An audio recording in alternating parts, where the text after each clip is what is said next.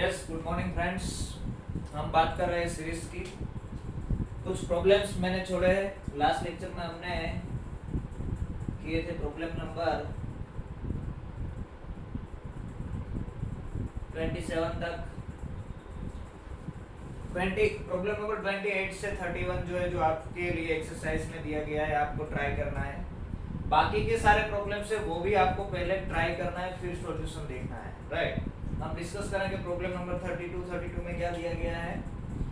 ऐसा दिया गया है, late n be a sequence of real numbers, n is a sequence of real numbers satisfying this condition, a1 is greater or equal 1 and n plus 1 is greater or equal an plus 1 for all n greater or equal 1. This means what? पहले क्या दिया गया है उसको समझते हैं। If you take n is equal to 1, you will get a2 is greater or equal a1 plus 1, but a1 is greater or equal 1, so this is greater or equal 1 plus 1, so this is greater or equal to a2 is greater or equal to. Similarly, a3 is greater or equal a2 plus 1, so this will be greater or equal 3. In general, an is greater or equal n, right, for all n. This is given. Okay. Let's focus on this options क्या दिया गया है।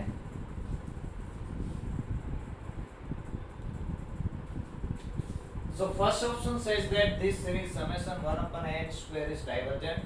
Second option says that this sequence n is bounded. So you can see from here, if n is greater or equal n, it is going to infinity as n tends to infinity, so it cannot be bounded. This option is not true. a1 is greater or equal 1, a2 is greater or equal 2, a3 is greater or equal 3, and so on. Okay, the series summation 1 upon n square is convergent. These two options simultaneously cannot be true. If this is true, this will be false. If this is true, this will be false. So let us see. Here n is greater or equal n, so this will give you what? 1 upon an will be less or equal 1 upon n, right? And therefore, if you square both the side, 1 upon n square will be less or equal 1 upon n square. Now it is clear by comparison test, so this will imply summation 1 upon n square is less or equal summation 1 upon n square. This is finite, this is convergent because p is equal to 2. So this series has to be convergent. Divergence वाला option निकल गया। Okay, अभी पूछ रहे हैं series summation 1 upon n. This is also convergent. What can we say about summation 1 upon n? Now, n is less or equal n, so this will give you summation 1 upon an will be less or equal summation 1 upon n. But this is divergent, so we cannot conclude about this series. If smaller one is divergent, then we can say that larger is also divergent. अगर छोटी series divergent है तो बड़ी series divergent है ऐसा बोल सकते हैं, लेकिन अगर बड़ी डाइवर्जेंट है तो छोटी के बारे में कुछ नहीं बोल सकते। So what we will do is we will let us try to find out one example of this type of sequence, right? And let us check whether it is convergent or not. So here we can see a1 is greater or equal 1, so let us take a1 is equal to 1. a2 is greater or equal to, so let us take a2 is equal to 2, and so on. n is equal to n. Consider this sequence in particular. If you take n is equal to n, then it will satisfy this condition. So what can you say about summation n? This will imply summation 1 upon n is summation 1 upon n, which is divergent. So you have found one example in which this summation 1 upon n is not convergent. आपने एक example हमें ऐसा मिल गया कि जिसमें summation 1 upon n converge नहीं हो रहा है, तो ये ऑप्शन हर बार सही है ऐसा नहीं बोल सकते। सी किसी ऑप्शन को अगर गलत बताना है तो क्या करना है, आपको एक काउंटर एग्जांपल्स फाइंड करना है। ए एन ऐसी सीक्वेंस फाइंड कर दो जो ये सभी कंडीशन सेटिस्फाई कर रही हो, लेकिन ये सेटिस्फाई ना कर रही हो तो ये ऑप्शन नहीं कर दिया, राइट। ओके, देखते हैं प्रॉब्लम नंबर 33 में क्या दिया गया है। ऐसा कुछ है कि प्रॉब्लम नंबर 33 जून 17 में पूछा गया है। इट इज आस्क्ड इन जून 17, और क्या है कि फॉर a ग्रेटर देन 0 और पॉजिटिव है द सीरीज, एक सीरीज दी गई है। कौन सी सीरीज है? Summation n running from 1 to infinity, n running from 1 to infinity a raise to ln of n a raised to ln of n is convergent if and only if, इसको conversion बनाना है if and only if, option देखने की जरूरत नहीं है, या तो फिर ऑप्शन से भी आपको पता चल जाएगा a is in between 0 and e, b 0 less than a less or equal e, c 0 less than a less than 1 upon e, and d 0 less than a less or equal 1 upon e. See, अगर थोड़ा दिमाग लगाओगे तो आपको कुछ नहीं करना है, ऑप्शन के ऊपर से जाओगे तो भी आपको पता चल जाएगा कि कौन सा सही होना चाहिए, कौन सा गलत होना चाहिए। कैसे दिमाग लगाना है देखते हैं। See, यहाँ पर जो सीरीज दी गई है a raised to ln of n दी गई है, राइट। सपोज अगर ये सीरीज सी ये बी सेक्शन का क्वेश्चन है, बी सेक्शन का क्वेश्चन है, मतलब इसका मीनिंग क्या है? इसका मीनिंग है कि कोई एक ही ऑप्शन सही होना चाहिए, more than one can not be true, right. Okay, तो इसमें से कोई एक पहला नंबर रख के हम देख लेते हैं। सपोज यहाँ पर दिया गया a is equal to 1 upon e, अगर हम a is equal to 1 upon e रखें तो यहाँ पर क्या होगा? If we take a is equal to 1 upon e, then a raised to ln of n will be 1 upon e raised to ln of n, right?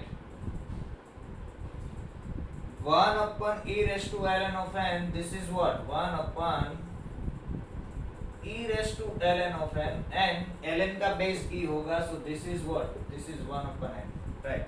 And therefore summation of this a raised to ln of n will be summation of 1 upon n. This is divergent, right? It means you cannot take 1 upon e. A is equal to 1 upon e is not possible.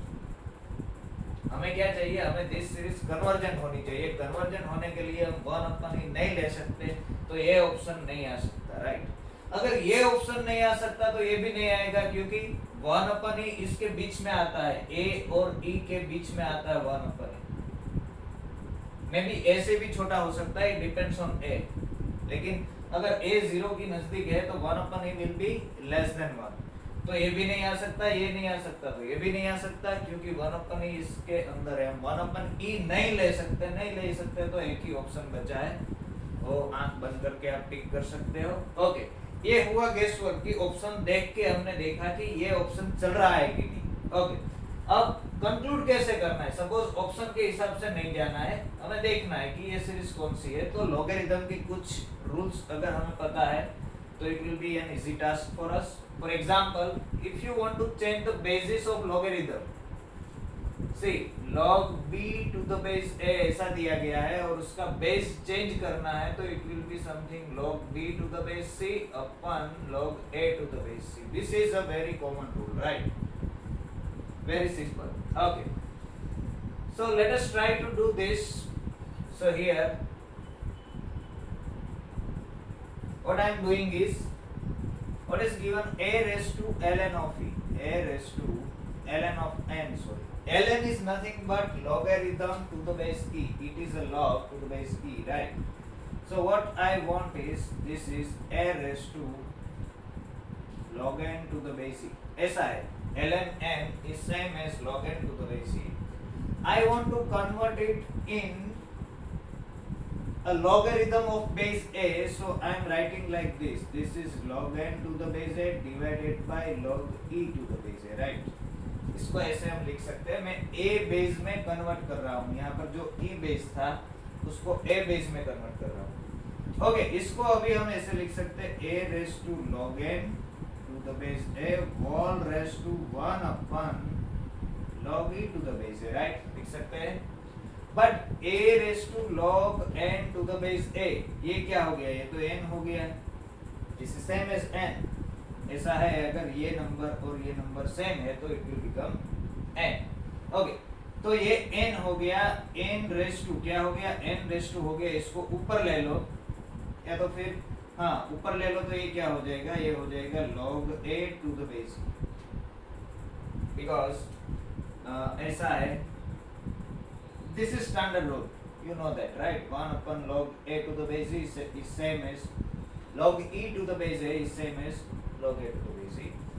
Okay, मैं इसको कैसे लिख सकता हूँ, मुझे इसको लिखना है, समेशन इसका लेना है ना, तो इसको मुझे कन्वर्जेंट या डाइवर्जेंट बतानी है, दिखानी है, तो क्या होगा, therefore summation a raised to ln of n is same as summation, इसको मैं ऐसे लिखूंगा 1 upon n raised to minus log a to the base e, 1 upon लिख रहा हूँ, this is same as 1 upon n raised to minus log a to the base e, right, क्योंकि जो ऊपर जाएगा तो वो प्लस हो जाएगा, this is same as this, okay.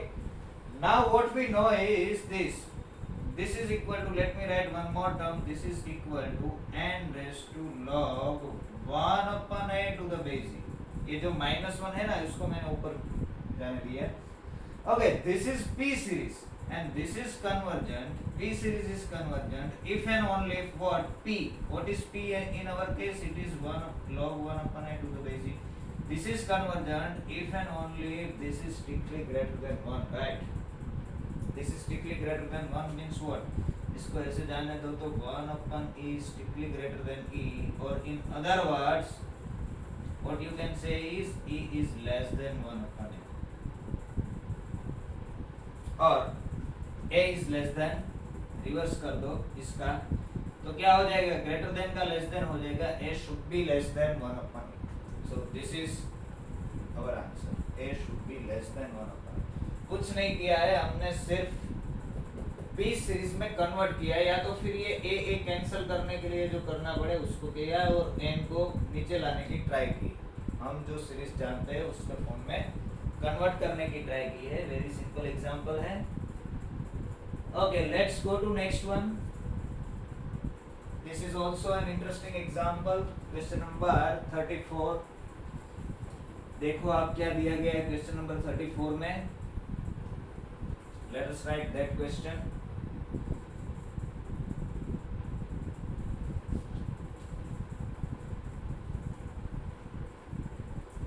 Question number 34. It is asked again in June 17. आप किसी भी एग्जाम ले लो, सीक्वेंस और सीरीज के आइदर 2 और 3 क्वेश्चंस आपको मिलेंगे ही मिलेंगे, दोनों को मिला के, दो बी सेक्शन और सी सेक्शन आप कंपेयर करेंगे तो 3 कभी-कभी 4 भी हो जाते हैं, दोनों में एक एक सीक्वेंस का होता है, एक एक सीरीज का होता है, तो this is an important part, okay. Let a is equal to n belongs to n set of all natural numbers such that n is equal to 1, और कैसे नेचुरल नंबर्स लेने हैं, ऐसे नेचुरल नंबर्स लेने हैं, आइदर 1 ले सकते हैं, और only prime factors of n are, only prime factors of n are 2 और 3, उसका प्राइम फैक्टराइजेशन करो तो उसमें 2 और 3 ही आने चाहिए, इसके अलावा कोई भी प्राइम फैक्टर उसका होना नहीं चाहिए। Then let s is equal to, ऐसी सीरीज ली है 1 upon n where n belongs to a, ऐसे नेचुरल नंबर्स लेने हैं जहां पर n belongs to a, then ये जो सम आएगा this will be an infinite sum, a is finite, sorry s is okay, number 1 ये सेट के बारे में बोल रहे हैं कि a जो सेट है वो फाइनाइट सेट होगा, ऐसे फाइनाइटली मेरी नंबर्स ही मिलेंगे जिसका प्राइम फैक्टराइजेशन में ओनली 2 और 3 आ रहा हो, ओके। ऑप्शन 2 में क्या बोल रहे हैं कि s is divergent, s is divergent, is it true, this series, this sum is an infinite sum, okay. Number 3 s is equal to 3, इसका सम जो आएगा वो 3 आएगा, और number 4 s is equal to 6, s का जो सम आएगा वो एग्जैक्ट सम पूछ रहे हैं, s का जो सम आएगा वो 6 आएगा, ओके। देखते हैं, पहले तो हम सेट a बनाते हैं कि सेट a में कैसे नंबर्स आएंगे, तो देखो सेट a में कैसे नंबर्स लेने हैं, सेट a में एक तो हमें क्या लेना है, 1 लेना है, 1 लेना है, n is equal to 1, और ऐसे नंबर्स लेना है जिसका प्राइम फैक्टराइजेशन करो तो आइदर 2 आए और 3 आए, 2 का प्राइम फैक्टराइजेशन फैक्टराइजेशन 2 ओनली, 3 का प्राइम फैक्टराइजेशन 3 ओनली, 4 का प्राइम फैक्टराइजेशन करोगे तो इट विल बी 2 स्क्वायर, तो 4 लेना है, इसमें 2 के अलावा और कुछ नहीं आ रहा। ओके, 5 का prime factorisation 5 into 1 5 itself is a prime, और उसके प्राइम फैक्टराइजेशन में 2 और 3 नहीं आ रहा है। 6 का प्राइम फैक्टराइजेशन 2 into 3 तो ले सकते हैं। 7 itself is a prime, नहीं ले सकते। 8 का प्राइम फैक्टराइजेशन 2 क्यूब लेना पड़ेगा, 2 के अलावा कोई नहीं आ रहा। 9 का प्राइम फैक्टराइजेशन 3 स्क्वायर, ओनली 3 आ रहा है। 2 आना चाहिए या 3 आना चाहिए, इसके अलावा कोई भी नहीं आना चाहिए। ओके, 10 के प्राइम फैक्टराइजेशन में 5 into 2 2 हमें लेने हैं, लेकिन यहाँ पर 5 भी आ रहा है। यहाँ पर ये ओनली वर्ड्स है, प्राइम फैक्टराइजेशन में ओनली 2 और 3 आने चाहिए, ऐसे ही नंबर लेने हैं। सो यू 10 इसमें नहीं आएगा, 11 नहीं आएगा। 12 का प्राइम फैक्टराइजेशन क्या होगा? 3 into 4 is equal to 3 into 2 square, only 3 and 2 ही आ रहे हैं, तो 12 लेना पड़ेगा। 13 नहीं ले सकते, 14 नहीं ले सकते, 15 नहीं ले सकते। 16 2/4 लेना पड़ेगा। अब आपको समझ में आ गया होगा कि this is an infinite set, right? Okay, मैं इसको इस तरह से देखूंगा, मैं थोड़ा स्लाइटली चेंज करता हूँ कि मुझे ऐसे नंबर्स चाहिए जिसके प्राइम फैक्टराइजेशन में ओनली 2 और 3 आ रहा हो, तो मैं रिवर्स जा रहा हूँ। मैं ऐसे नंबर्स बनाना चाहता हूँ, ऐसे नंबर्स जनरेट करना चाहता हूँ कि जिसके प्राइम फैक्टराइजेशन में ओनली 2 और 3 आना चाहिए। तो क्या होगा? एक तो 1 लेना है, 2/1 3/1 लेना है, देन क्या आएगा? तो 2 पावर करो तो 2 स्क्वायर वाली टर्म आ सकती है, देन 2 into 3 वाली आ सकती है, दोनों की 1 पावर, देन 3 स्क्वायर वाली आ सकती है, राइट? आप समझ सकते हो। ये 2 पावर्स वाले सभी आ गए। अब 3 पावर्स की बात करें तो 2 क्यूब आएगा, 2 स्क्वायर into 3 आएगा, 2 into 3 स्क्वायर आएगा एंड 3 क्यूब आएगा। ये 3 पावर वाला सभी आ गया।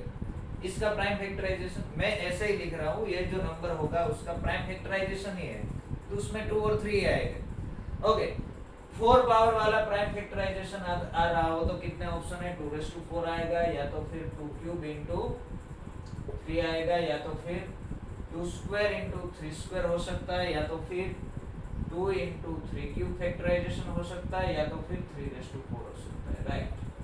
And so on. So this will be an infinite set. So A is finite, this option is not. This will go up to infinity.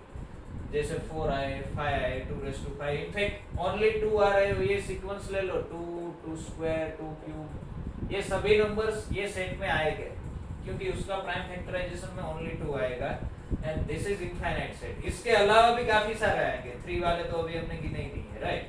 So this is not a finite set. Okay, now question is whether this series, whether this sum is divergent or convergent. तो देखते हैं कि ये sum क्या आता है, whether it is finite or it is infinite. तो ये sum देखो, summation s के बारे में क्या बोल रहा है? summation 1/n, यानी n इसमें से लेना है, तो 1/1 करोगे तो क्या आएगा? 1 आएगा। उसके बाद की वाली टर्म में लिखूं तो 1/2 1/3, n is equal to 2 रखोगे तो 1/2, n is equal to 3 रखोगे तो 1/3, then what it will be?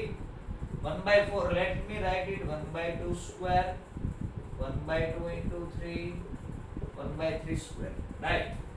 Let me write again 1/2 cube, 1/2 square into 3, 1/2 into 3 square, 1/3 cube and so on. ऐसा कुछ सम आएगा। ये जो नंबर्स है उन सबको n की जगह रखोगे तो ये सम हमारा जो s है वो ये कुछ है।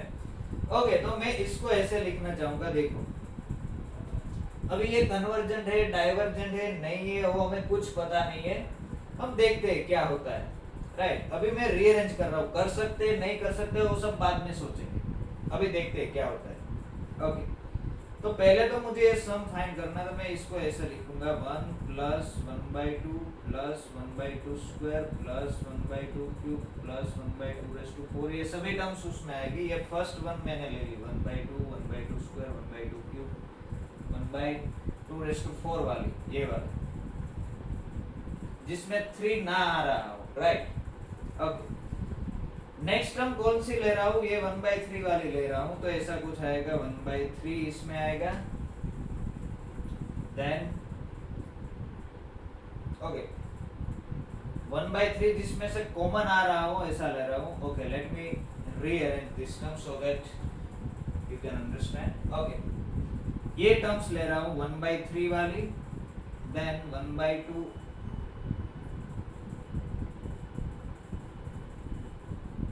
1/2 into 1/3 वाली, देन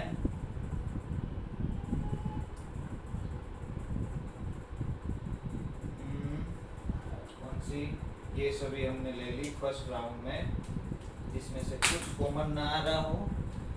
ओके जिसमें 1/3 आ रहा हो वो सब ले रहा हूँ. जिसमें 1/3 आ रहा है 2 square into 3 आ रहा है, इसके आगे की टर्म क्या आएगी 1/2⁴ आएगा, देन 1/2 cube into 3 आएगा, 1/2 square into 3 square, 1/2 into 3 cube और 1/3⁴ ऐसे जाएगा. राइट तो मैं क्या कर रहा हूँ, सेकंड टर्म टारगेट कर रहा हूँ जिसमें 1/2 into 3 है, 1/2 square into 3 है, 1/2 cube into 3 है, सभी में से तो मैं ऐसे लिख रहा हूँ 1/3, then 1/2 square into 3, then 1/2 cube into 3, 1/2⁴ into 3 and so on, plus अभी आएगा क्या आएगा, अब 1/3 स्क्वायर जिसमें आ रहा हो वो टर्म टारगेट कर रहा हूँ, तो 1/3 स्क्वायर, 1/2 into 3 स्क्वायर,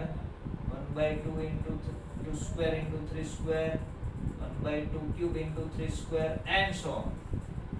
अब आपको पता चल गया होगा. अभी मैं एक और टर्म ले रहा हूँ जिसमें 1 क्या आ रहा हूँ, यहाँ पर देखो 3�0 आ रहा था सब में, यहाँ पर सब में 3⁴ आ रहा है, यहाँ पर सब में 3⁵ आ रहा है. अब मैं सब में 3 क्यूब आ रहा हूँ, ऐसी टर्म ले रहा हूँ, तो 1/3 cube, 1/2 into 3 cube, 2 square into 3 cube,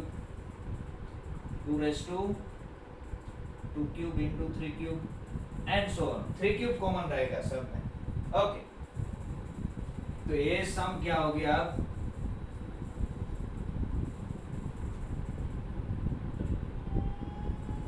तो ये जो फर्स्ट वन है 1 + 1/2 + 1/2 square + 1/2 cube + 1/2⁴, this is nothing but a geometric series, right? This is geometric series. First term is 1, common ratio is 1/2, so this sum will be what, a upon 1 minus r, r is equal to 1/2. This is first, ये first series है. Plus करना है अभी, इसमें से 1/3 common ले लो तो क्या क्या बचेगा,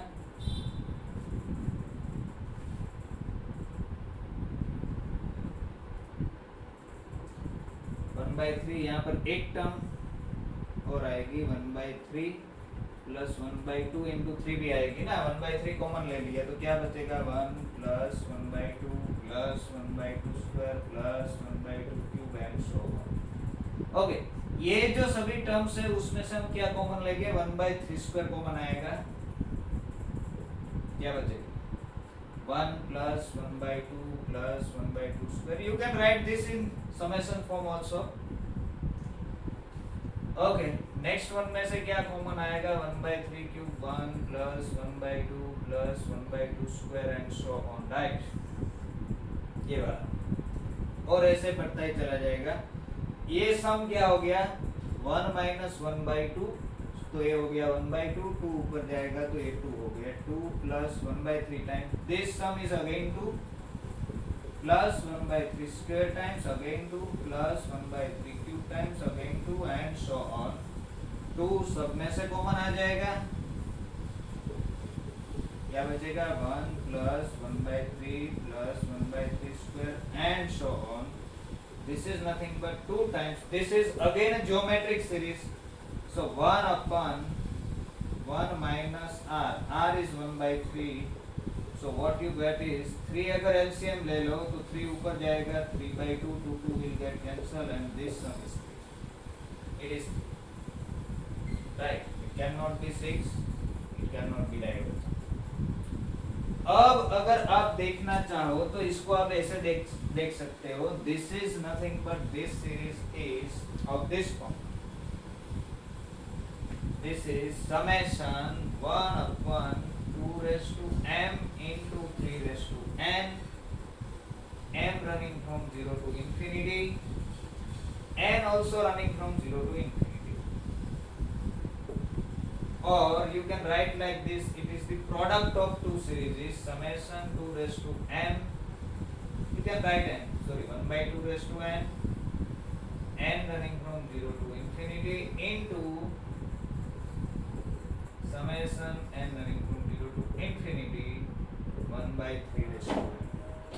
ये दोनों सीरीज की प्रोडक्ट होगी, ये भी कन्वर्जेंट है, ये भी कन्वर्जेंट है, तो प्रोडक्ट इज कन्वर्जेंट, राइट। तो हम रीअरेंज ने वो सब कर देंगे, क्योंकि ये पॉजिटिव टर्म की सीरीज है, so it is absolutely convergent, and absolutely convergent है तो you can rearrange this terms, तो इसलिए हमने रीअरेंज कर दिया, राइट। एक बार ही आपको दिखना चाहिए, it is the product of this two serieses, और कुछ नहीं है, right. Okay, it is also a match question.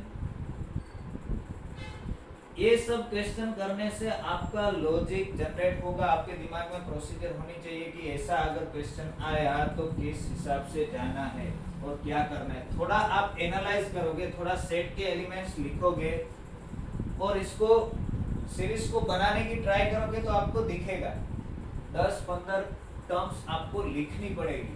2-4 terms लिख के सीरीज के बारे में आइडिया नहीं आएगा, कुछ टर्म्स लिखो, n की पर्टिकुलर वैल्यू लेके तो आपको आइडिया आ जाएगा। Next one is also an interesting one and it is quite good for exercise for practice.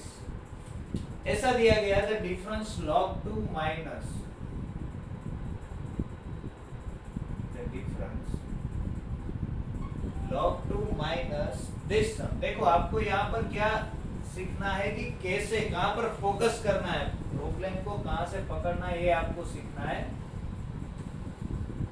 और वहीं आपका फोकस होना चाहिए, तो ये आप अपने आप कर पाओगे। सिर्फ सॉल्यूशन नहीं देखना कि एक प्रॉब्लम आया तो ऐसे सॉल्व करना है, ये नहीं देखना है, उसकी टेक्निक देखना है, कैसे सोचना है वो देखना है।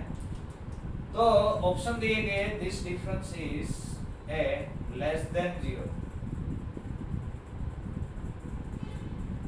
बी में दिया गया है this difference is greater than 1,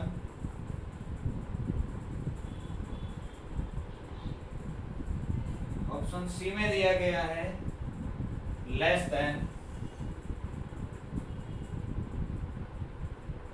क्या दिया गया है 1/2 raised to 100 into 101,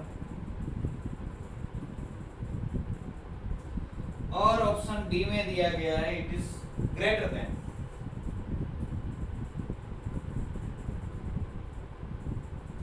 then 1/2 raised to 100 into 101। देखो जो ऑप्शंस दिए गए हैं उसके हिसाब से जाएंगे हम। पहले तो ये डिफरेंस कितना आता है ये हमें कैलकुलेट करना है, तो क्या करेंगे, हमें इसके बारे में कुछ आइडिया है, और can you find some relation between this two log 2 and इसके बारे में कुछ रिलेशंस आप फाइंड कर सकते हो। तो मैंने आपको बोला था कि अगर आपको इस तरह का सम चाहिए, summation n running from 1 to infinity, focus on this, suppose you want to evaluate this sum, summation n running from 1 to infinity क्या है 1/2 raised to n into n, you want to find out this sum। okay, log 2 के बारे में हम ये जानते हैं कि log 2 this is nothing but summation -1 raised to n plus 1 by n, right, n running from 1 to infinity, this we know, but this is not going to work here because here it is not an alternating series, this is an alternating series, and here it is 1/2 raised to n into n, we have only n here, right, so this ये हमें help नहीं कर सकता इसके, तो क्या करेंगे, कुछ और टेक्निक फाइंड करो log 2 फाइंड करने के लिए, या तो फिर ये सीरीज कैसी है, देखो ये सीरीज ऐसी है summation x raised to n by n where x is equal to 1/2। इसके हिसाब से आपको आइडिया आना चाहिए कि आपको इसकी फर्स्ट 100 टर्म्स को कंपेयर करना है इसके साथ, राइट। तो ऐसी सीरीज हमें कहाँ से मिल सकती है, इसके ऊपर फोकस करो। तो अगर आपको ऐसी सीरीज मिल गई तो यहाँ पर आप x रेस टू क्या लोगे 1/2 लोगे तो you will get this one, right. Okay, तो देखते हैं क्या करते हैं।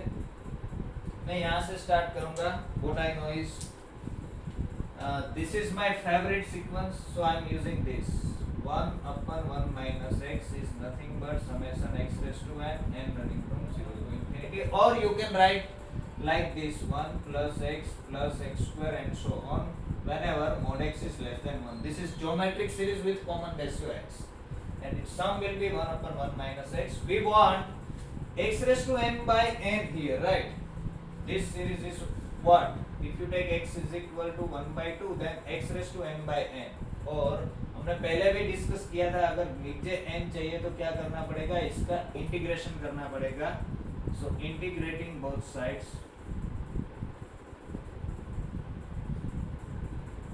what we get, integration of this is log 1 minus x into minus 1, 1/1 minus x का इंटीग्रेशन log 1 minus x, और माइनस x का माइनस 1 एक आएगा, और इसका इंटीग्रेशन क्या आ जाएगा, it will be summation x raise to n plus 1 divided by n plus 1, n again running from 0 to infinity. आप देख सकते हो कि फर्स्ट टर्म का इंटीग्रेशन करोगे तो x आएगा, सेकंड टर्म का x² 2 आएगा, तो n इज इक्वल टू 0 रखो you will get 1, n is equal to 1 रखो यू विल गेट x² 2।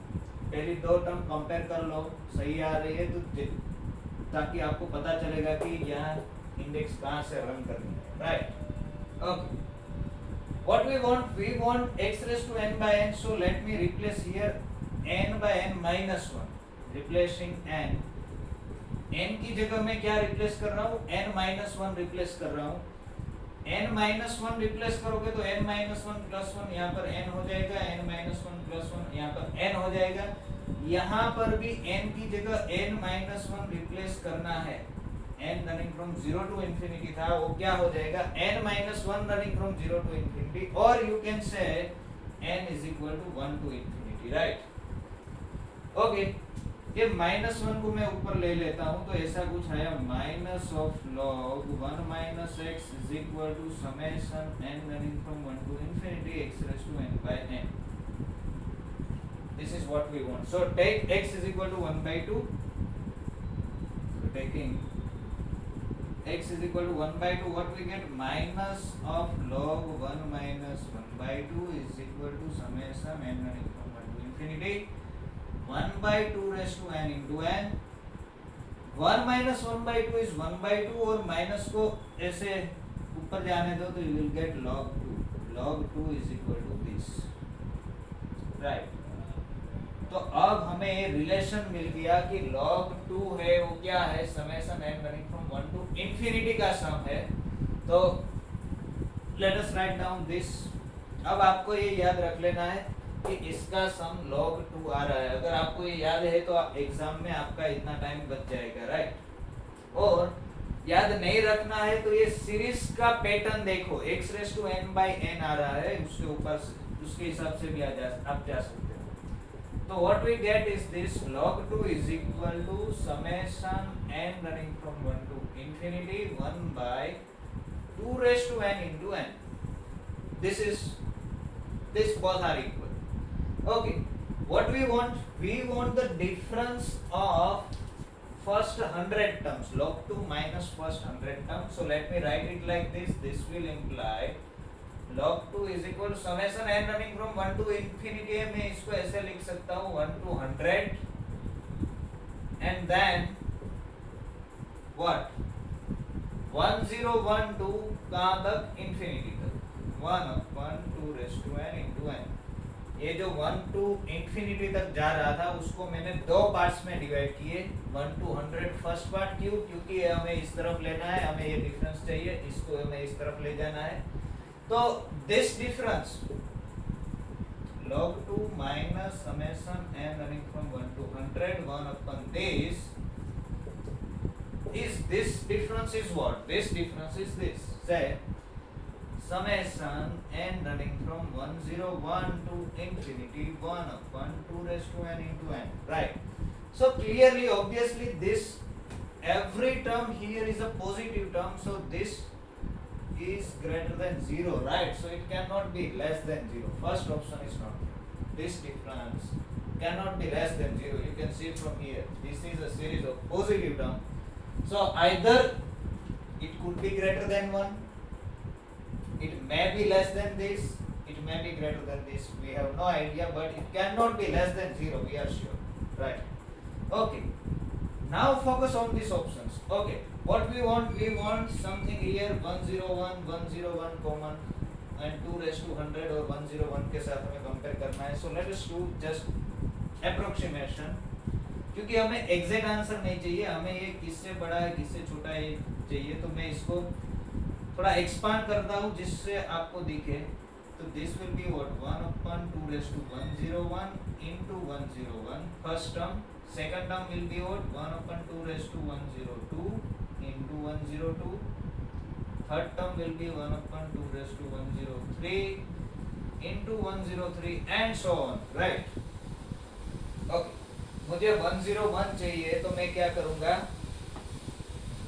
यहाँ हर जगह 101 रिप्लेस कर देता हूँ. ये 102 है, उसकी जगह 101 लिखता हूँ. A term as it is 1 upon 2 raised to 101 into 101 plus ये 2 की पावर में कोई चेंज नहीं कर रहा हूँ. मैं क्या कर रहा हूँ, ये 102 है, वहां पर मैं 101 कर रहा हूँ. 103 की जगह भी 101 कर रहा हूँ, यानी कि मैं डिनोमिनेटर डिक्रीज कर रहा हूँ, घटा रहा हूँ. डिनोमिनेटर घटा रहा हूँ तो ओवरऑल क्वांटिटी बढ़ेगी. तो this is less than this.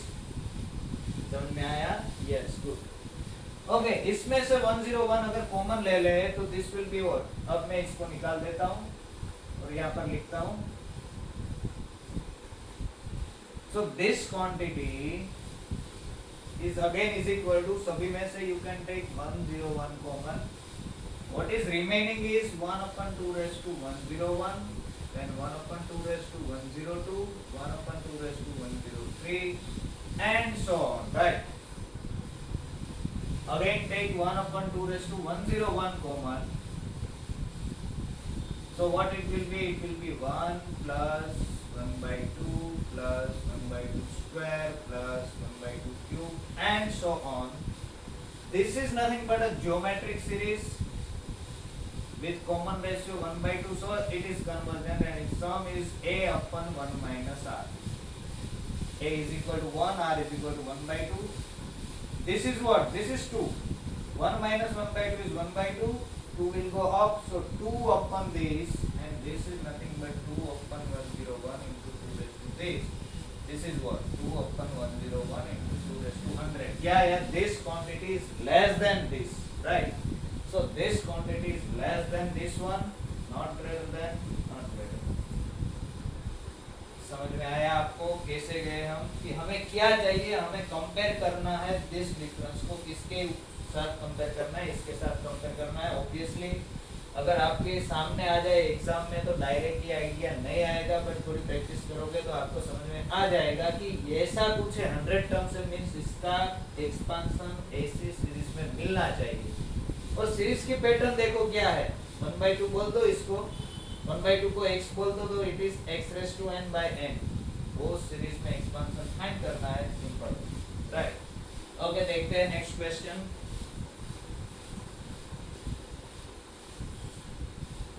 Yes, this one is also very good question. It is asked in December 2018. Question number 36. It is asked in December 2018. Nice question. क्या दिया गया है देखते हैं. तो आपका फोकस कहाँ पर होना चाहिए कि प्रॉब्लम को कैसे टैकल करना है, कैसे हैंडल करना है, कहाँ से स्टार्ट करना है, सोचना. एकदम सिंपल होता है. एक बार आपको पता चल गया ये टेक्निक है तो आपको मजा आएगा. You will enjoy this problem session, right? Okay, ऐसा दिया गया, late x be a real number such that mod x is less than 1, let x belongs to R with mod x is less than 1, then which of the following is false? Which of the following is false? कौन सा गलत है ये दिखाना है. Okay, number 1 में क्या कहते हैं? नंबर 1 में ऐसा कुछ दिया गया है कि if x belongs to q, if x belongs to q, then summation x raised to m running from 0 to infinity is also belongs to q. Number 2 में क्या दिया गया है? इसका रिवर्स दिया गया है कि summation x raised to m running from 0 to infinity, this belongs to q, this will imply x belongs to q. अगर x q में है तो ये q में आएगा। ऑप्शन 2 में बोलते हैं कि अगर ये q में है तो x q में आएगा। नंबर 3 में क्या बोलते हैं?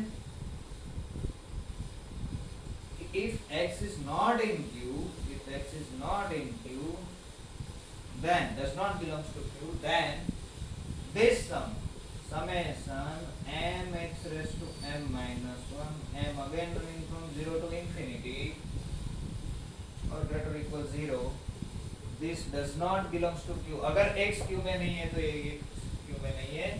एंड नंबर 4 दिया गया है, क्या दिया गया है? summation x raised to m by m, summation x raised to m by m, m running from 1 to infinity converges in R, this converges in R। देखो स्टार्टिंग में तो आप देखोगे तो ये x q में है तो ये summation x raised to m running from 0 to infinity q में आएगा कि नहीं आएगा, कैसे पता चलेगा? सिंपल है, कुछ नहीं है। देखो हमें क्या दिया गया है? x रियल नंबर है और mod x लेस देन 1 है, इसका हम यूज करेंगे। अगर mod x लेस देन 1 है तो ये जो सीरीज है summation x raised to m running from 0 to infinity, this is nothing but if you substitute m is equal to 0, you will get 1 plus x square and so on. This is geometric progression, right? And we know that this sum is a upon 1 minus r, where r is equal to x common ratio and it is strictly less than 1, its modulus is strictly less than 1, so this series is convergent. So it means this sum is nothing but this 1 upon 1 minus x, that's it. Now देखो option first में क्या दिया कि if x belongs to q then this sum belongs to q. Now if x belongs to q, option 1 के लिए अगर x q में है तो क्या होगा? x q में है तो 1 minus x भी q में आएगा। सी हमें दो केसेस लेने पड़ेंगे, x is equal to 1 तो हो नहीं सकता। ओके, दो केसेस लेने की जरूरत नहीं। 1 minus x non zero number है क्योंकि mod x लेस देन 1 है, so it is non zero number. अगर ये नंबर q में है तो 1 upon 1 minus x is also in q, right? What is the problem? And this number is nothing but this, so this will imply this belongs to q. Simple. So this option is true, right? हमें कौन सा find करना है? False find करना है। So this is not the answer, ये हमारा answer नहीं है, ये ऑप्शन सही है। हमें तो फॉल्स कौन सा ये फाइंड करना है। और रिवर्स पूछते हैं, अगर ये समेशन q में है तो x q में। अगर मैं रिवर्स ले रहा हूं, सपोज समेशन q में है, समेशन q में है means what? Summation is equal to this, ये क्वांटिटी q में है और ये क्वांटिटी q में है तो ये तो rational p by q form है, तो ये 1 minus x ऑब्वियसली q में है क्योंकि ये 1 है। अगर p by q belongs to q तो q by p also belongs to q, this is 1 upon p by q, right?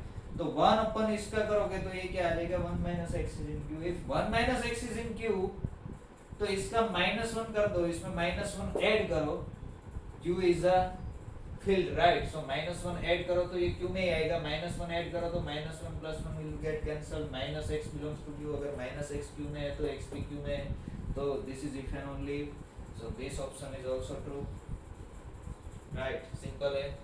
अब देखना है कि x अगर q में नहीं है तो mx raised to m minus 1 q में नहीं है, is it true? या तो फिर this one is true, x raised to m by n, this is something not right। ये अगर हमें ये सीरीज चाहिए तो हम क्या करते हैं? इसका इंटीग्रेशन करते हैं और कुछ नहीं। so let's integrate this and check। और ये क्या है? ये डिफरेंशिएशन है, m को आगे लाना है, ये डिफरेंशिएशन के बारे में बात है, ये इंटीग्रेशन के बारे में बात है। ओके, सो दोनों चेक कर लेते हैं कि डिफरेंशिएशन में क्या होगा, इंटीग्रेशन में क्या होगा। So let me forget about this, this summation is equal to 1 upon 1 minus x. So differentiating both sides. I am this doing for option C. Option C के लिए हम क्या करेंगे, differentiating both sides. This series is convergent, so you can differentiate term by term. So what you will get is here m x raised to m minus 1. और m कहाँ से start होगा, देखो m इज इक्वल टू 0 रखोगे यहाँ पर, तो ये सीरीज ऐसी थी 1 प्लस एक्स स्क्वायर. 0 के लिए ये कांस्टेंट टर्म आ रहा था, उसका डिफरेंशिएशन 0 हो गया. m इज इक्वल टू 1 वाला जो टर्म था वो यहाँ पर रहेगा. तो m will start from 1 to infinity, or you can say from 0 to infinity. If m is 0, this will become 0, so no problem. What is the differentiation here? Differentiation of 1 upon 1 minus x is 1 upon 1 minus x whole square, because इसका होगा minus 1 upon 1 minus x whole square, और minus x का minus 1 multiply हो जाएगा. yes. तो अब क्या लगता है आपको कि अगर x q में नहीं है तो ये सम q में नहीं आएगा, क्या आ सकता है? सिंपल है, एक ऐसा इरेशनल नंबर फाइंड करो. You have to find an irrational number such that this belongs to this. Means what this? Can you find an irrational number so that this is in q में, ये q में ना हो but ये q में हो. अगर ये ऑप्शन हमें गलत प्रूव करना है तो क्या करना पड़ेगा? सी यहाँ पर स्क्वायर आ गया, स्क्वायर आ गया तो क्या होगा, जैसे कि स्क्वायर रूट 2 है, स्क्वायर रूट 2 इरेशनल है, q में नहीं है, बट उसका स्क्वायर करोगे तो q में आ जाएगा, right?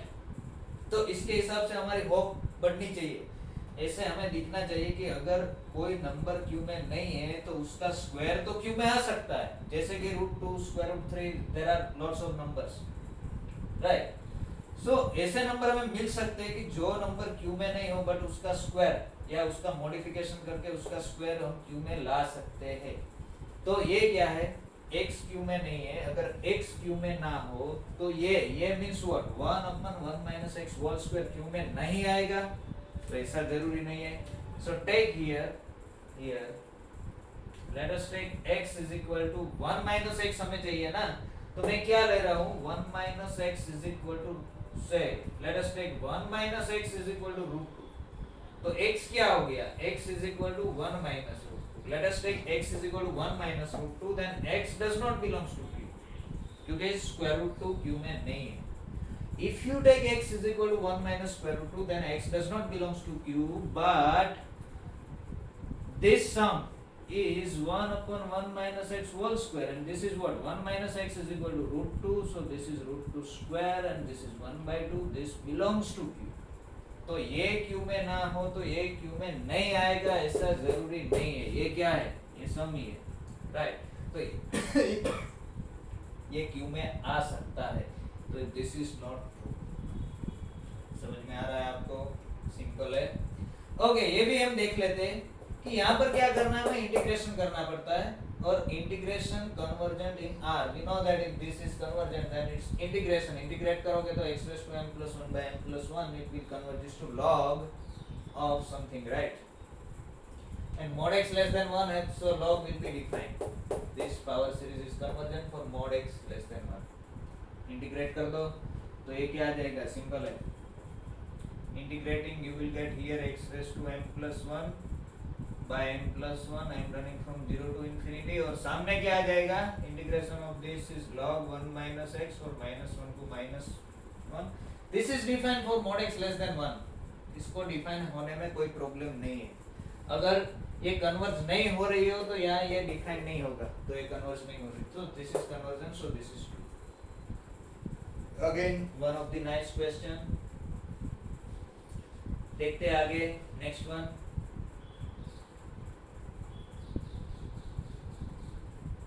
(37) is also an interesting question. Yes, question number 37 में क्या दिया गया है कि let xn be a sequence of real numbers. xn is a sequence of real numbers satisfying this condition. Which condition? For every epsilon greater than 0 there exists and not such that modulus of xn plus 1 minus xn is less than epsilon for all n greater or equal n naught. See, this is similar to the definition of convergent sequence. Convergent sequence में क्या हम लेते हैं कि xn minus l is less than epsilon for all n greater or equal and not.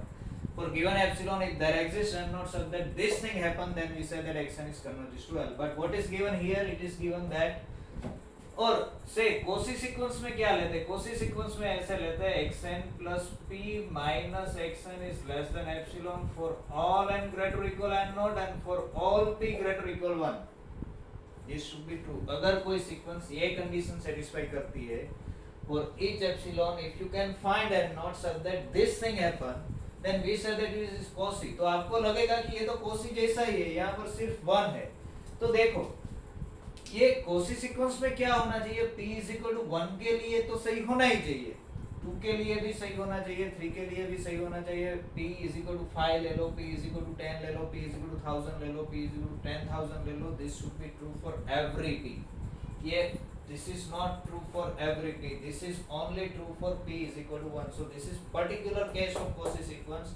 तो chances है कि ऐसी सीक्वेंस कोसी सीक्वेंस नहीं हो सकती. और नंबर 2, अगर आप ध्यान से देखोगे तो आपको पता चलेगा कि ये तो सीक्वेंस का क्वेश्चन है, सीक्वेंस के बारे में पूछा गया है. ऑप्शन में भी ऐसा ही है, bounded but not necessarily Kosi, Kosi but not necessarily bounded, convergent and not necessarily bounded. Option भी ऐसे दिए गए हैं. तो ये सीरीज में क्वेश्चन मैंने क्यों लिया है? It should be in the problem set of sequence, right. लेकिन ये सीरीज में लेने के लिए उसके पीछे का एक इम्पोर्टेंस है. देखो पहले तो कुछ ऑप्शंस ऐसे हैं जो आप देख के बोल सकते हो कि ये तो सही नहीं होगा. कौन सा सही नहीं होगा?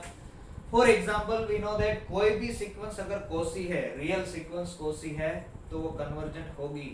एंड कन्वर्जेंट है तो it has to be bounded, means Cauchy implies bounded. Cauchy sequence है तो it has to be bounded. यहाँ पर क्या बोल रहे हैं? कोसी है but not necessarily bounded. This is not true, right. तो ये ऑप्शन तो चला गया. सेक्शन बी का क्वेश्चन है, यानी ओनली वन ऑप्शन सही हो सकता है. ओके,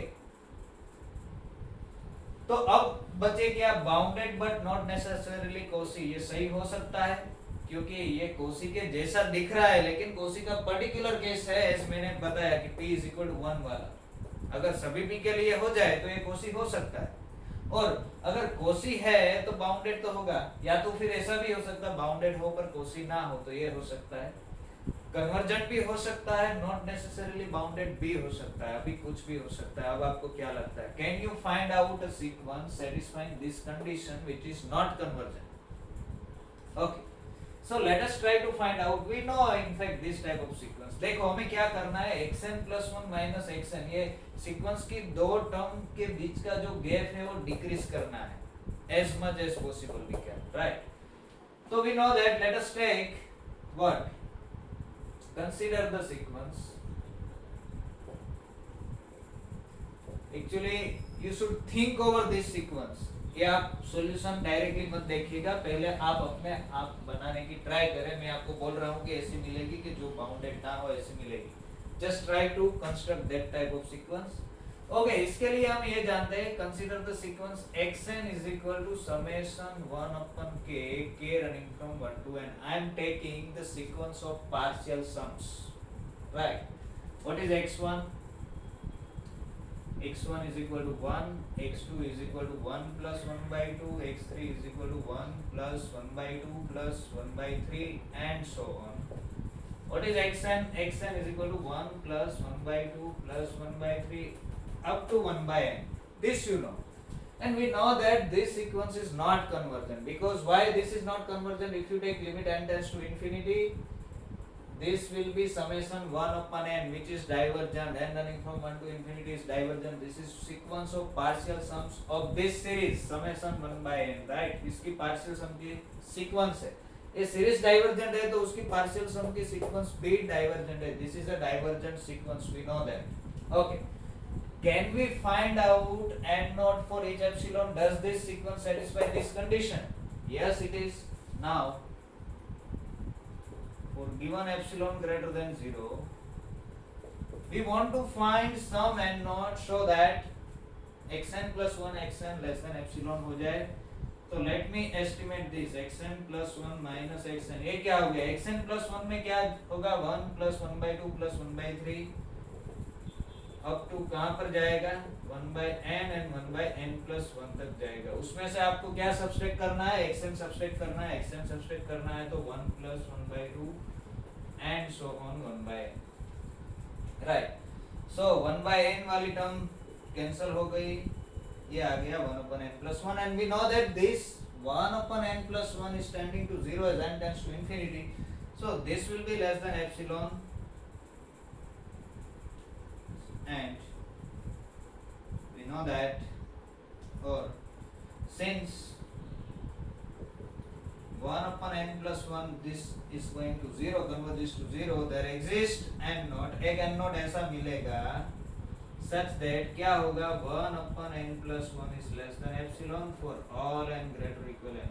अगर ये less than epsilon हो गया तो ये less than epsilon हो गया, and therefore modulus of xn plus 1 minus xn is less than epsilon, right? We have found this n naught मिल गया इस सीक्वेंस के लिए कि जैसे जिससे ये less than epsilon हो जाए।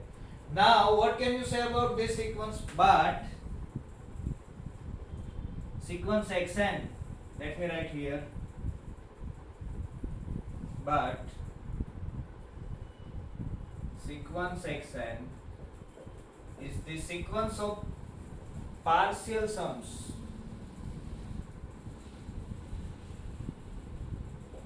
of the series, which series, summation 1 upon n and running from 1 to n, which is divergent, and therefore xn is also divergent, and अगर कोई सीक्वेंस डाइवर्जेंट है तो it can not be Cauchy, तो Cauchy नहीं हो सकती, bounded but not necessary, and we know that this is unbounded and therefore xn is unbounded,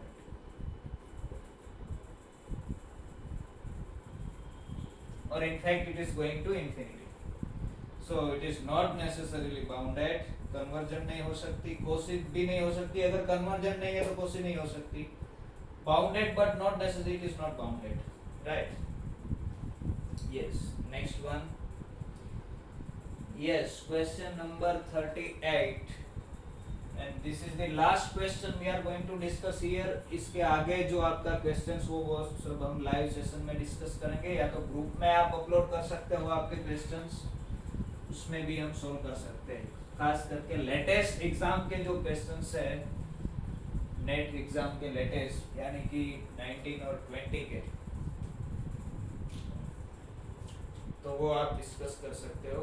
क्या दिया गया है, ये दिसंबर 18 में पूछा गया है सी सेक्शन में, question number 38। Okay, let un be a sequence of real numbers such that let un be a sequence of real numbers such that what, minus 1 raised to n un, minus 1 raised to n un is greater or equal 0 for all n greater or equal 1, and modulus of un plus 1 is strictly less than modulus of un by 2 for all n greater or equal 13। This is true after n is equal to 13। First 12 term के लिए ये सही होना जरूरी नहीं है। Which of the following statements are true? Which of the following are true?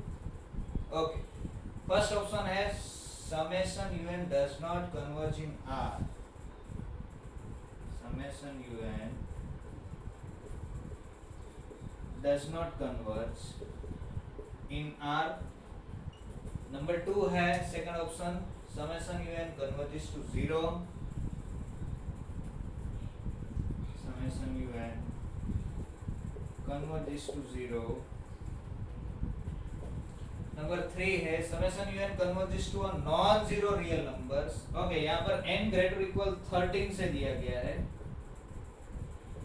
Summation n greater equal 13 to infinity un converges to a non-zero real number, un converges to a non-zero real number, and number 4, if modulus of un minus 1, there is an additional condition, is less than modulus of un by 2 for all 2 less or equal and less or equal 13, then summation un is negative real number. Then summation un n 1 to infinity है is negative real number, ऐसा कुछ दिया गया है, right. Okay, सो पहले देखते हैं कि क्या दिया गया है। un be a sequence of real numbers such that ये दिया गया है -1 raised to n un is greater or equal 0. It means if you take n is equal to 1, this is true for all n greater or equal 1. n is equal to 1, you will get what? Minus of u1 is greater or equal 0, means u1 is less or equal 0, right? Minus से multiply कर दो. Okay. If you take n is equal to 2, you will get u2 is greater or equal 0. If you take n is equal to 3, minus u3 is greater or equal 0, means u3 is less or equal 0. u4 even term सभी positive है, तो let me write it just as like this. Here un is greater or equal 0 if n is even and less or equal 0 if n is odd. This is true for all n, right? तो first term negative, second positive, negative positive, negative positive, ऐसा कुछ है। Okay, और another condition is this one, modulus of un plus 1 is strictly less than modulus of un by 2. So let me write this, modulus of un plus 1 is strictly less than modulus of un by 2. This is true for all n greater or equal 13. So if you take n is equal to 13, what you will get? Modulus of u14 is less than modulus of u13 by 2. Right.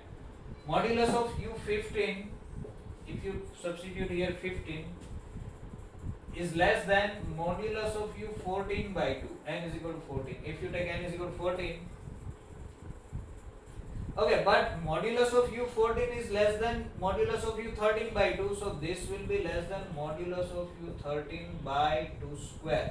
इसकी जगह u13 by 2 रखोगे और एक 2 denominator में है, तो this will be less than this. What is modulus of u16? It will be less than n is equal to 15 रखो, तो modulus of u16 is less than modulus of u15 by 2. But u15 is less than modulus of u13 by 2 square, so this will be less than modulus of u13 by 2 cube. देखो, यहाँ 13 plus 1 है, तो यहाँ 2 plus 1 है. 14 means what? u13, 13 plus 1, तो 2 raised to 1. 13 plus 2, तो 2 square. 13 plus 3, तो 2 cube. Let me write u13 plus n is less than modulus of u13 by 2 raised to n for all n greater or equal 1. n is equal to 1 रखोगे, you will get this. n is equal to 2 रखोगे, you will get this. And therefore first option is trivial, right? It is given from n running from 1 to infinity. यहाँ पर क्या है? n running from 1 to infinity है. लेकिन series में आप अगर फाइनाइटली मेनी टर्म्स निकाल दो या ऐड कर दो, तो उसका कन्वर्जेंस या डाइवर्जेंस में कोई डिफरेंस नहीं रहता. So let me right this. Number 1, ये कन्वर्जेंट है कि डाइवर्जेंट, ये हमें देखना है. So this summation modulus of un, I want to show that it is absolutely convergent. So I can write this as summation n running from say 1 to 12 modulus of un plus summation n running from 13 to infinity modulus of un, right? But from 13 to infinity modulus of un, this is less than what, इसको आप कैसे लिख सकते हो, u13/2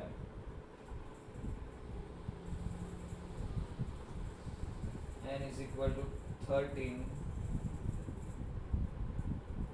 इसको मैं ऐसे लिखूंगा, a this is finite right, this is finite, n is equal to 13 से आप स्टार्ट कर रहे हो तो 13 प्लस n 14 क्या होगा, less than u 2n, so this will be what, this is finite, इसको मैं लिखूंगा दिस इज लेस और equal summation n running from 13 to infinity, this is modulus of u13/2n minus 13। देखो अगर n is equal to 13 रखोगे तो 2/0, 13 के लिए कुछ नहीं, u13 is equal to u13, n is equal to 14 रखोगे तो u14 is less than u13/2/1, u14 is less than this, 15 के लिए क्या होगा, n is equal to 15 रखोगे तो 15 minus 30, yes, इसको ऐसे भी लिख सकते हो, दिस विल इम्प्लाई, मैं इसका यूज करना चाहता हूँ, दिस इज इक्वल टू, यहाँ मैं n लिखना चाहता हूँ un, तो n की जगह में n minus 13 रिप्लेस कर रहा हूँ, तो un is less than modulus of u13/2n minus 13, right, for n greater or equal 1 था, here n is greater or equal 14 हो जाएगा, n greater or equal 1 था ना, n की जगह n minus 13 रिप्लेस करो, you will get n minus 13 greater or equal 1, 13 उस तरफ जाने दो, और this u13 is constant term, it will come out, this is 1/2n, this is geometric progression, so this is finite, समझ में आया, modulus of u13 is a finite quantity, see it is a constant quantity irrespective of n, तो वो बाहर निकल जाएगा, और क्या बचेगा, summation 1/2n minus 13, n is equal to 13 रखो तो 1 plus 1/2 plus 1/2 square plus 1/2 cube, this is geometric progression, so it is convergent, this is finite sum, so this is finite, तो summation un is absolutely convergent, and absolutely convergent, so it is convergent, so this option is not true, right.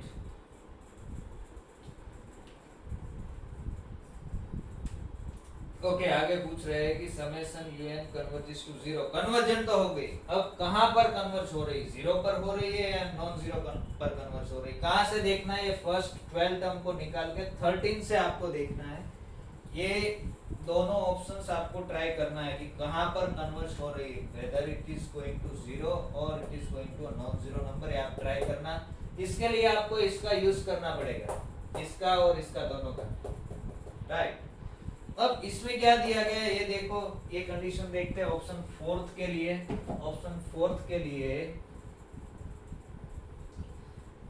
Okay, ये जो condition है ये सभी के लिए है, और इस कंडीशन से हमें ये मिला, क्या मिला कि modulus of un is less than modulus of u13/2n minus 13 for all n greater or equal 13, और say you can say 14, ये कंडीशन सभी ऑप्शंस के लिए है। अब ये फोर्थ ऑप्शन के लिए ये एडिशनल कंडीशन है, फोर्थ ऑप्शन के लिए क्या कंडीशन दी गई है,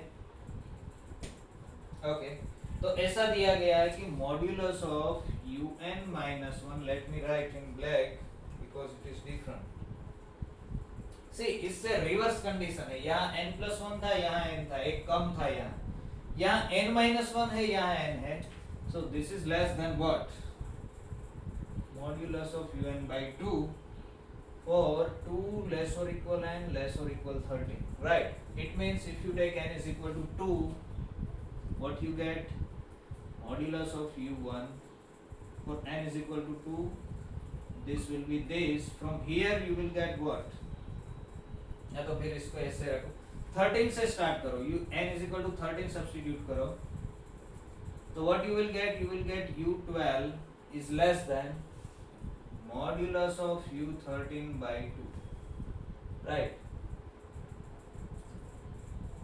what is for n is equal to 12, n is equal to 12 रखोगे you will get u11 is less than n is equal to 12 रखो, modulus of u what, n is equal to 12, u12 by 2, but modulus of u12 is less than this, so this is less than modulus of u13 by 2 square.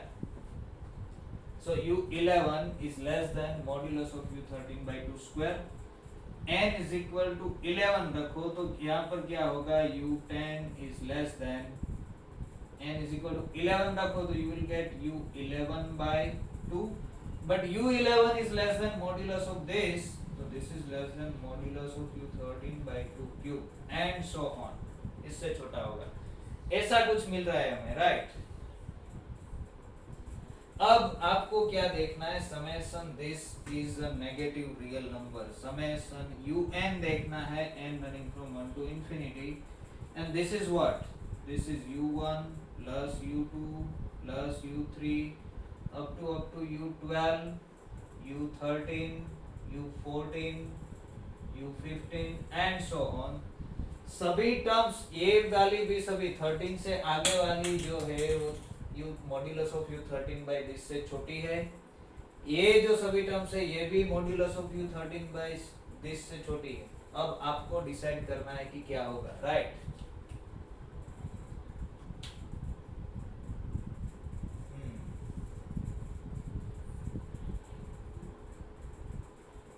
whether this will be a positive number or negative number. और ये तो है ही, u1 negative, u2 positive, u3 negative, u4 positive. This is called analysis. हमने analysis कर दिया है सब, अब सभी रेडी है. अब आपको डिसाइड करना है कि इसका आंसर पॉजिटिव आएगा या नेगेटिव आएगा. आप ट्राई करना, ना हो तो मैं कराऊंगा. तो यहाँ पर हम रखते हैं सीरीज के प्रॉब्लम्स. नेक्स्ट लेक्चर में हम देखेंगे काउंटेबिलिटी के questions, right? We will discuss about countable set. Okay, we'll stop here.